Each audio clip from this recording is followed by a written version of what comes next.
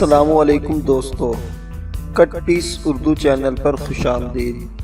آج ہم آپ کو بتائیں گے پیشاب کی تجارت جیسا مکروہ اور گھناؤنا کاروبار کون سا ملک اور اس کی قوم سر انجام دیتے تھے۔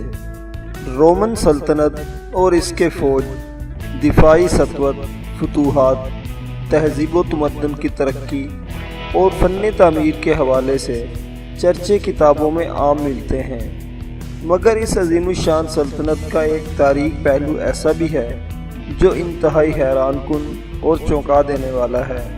قدیم رومن سلطنت میں پیشاب کی تجارت ایک پسندیدہ اور مقبول پیشہ تھا۔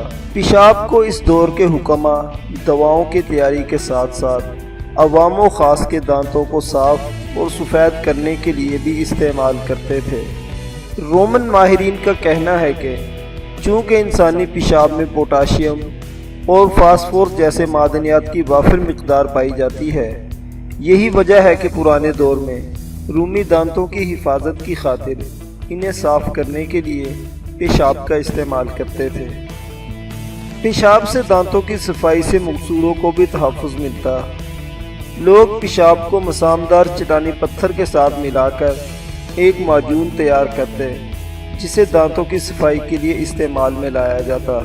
پیشاب کو نہ صرف دانتوں کی صفائی اور مسوروں کی حفاظت کے لیے استعمال کیا جاتا، بلکہ لوگ پیشاب سے کپڑے دھونے کو بھی ترجیح دیتے۔ ان کا کہنا تھا کہ پیشاب میں کلورائڈ کی مقدار بہت کم پائی جاتی ہے، جو کپڑوں کی صفائی میں معاون ہے۔ ناظرین، چونکہ رومن امپائر میں پیشاب کی طلب اور کھپت بہت زیادہ تھی، اس لیے جزیرہ نما لائبیریا سے بھی پیشاب منگوایا جاتا۔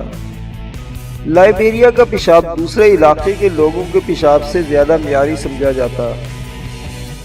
لائبیریا میں بڑی تعداد میں لوگ پیشاب اکٹھا کرتے اور اسے فروخت کرتے۔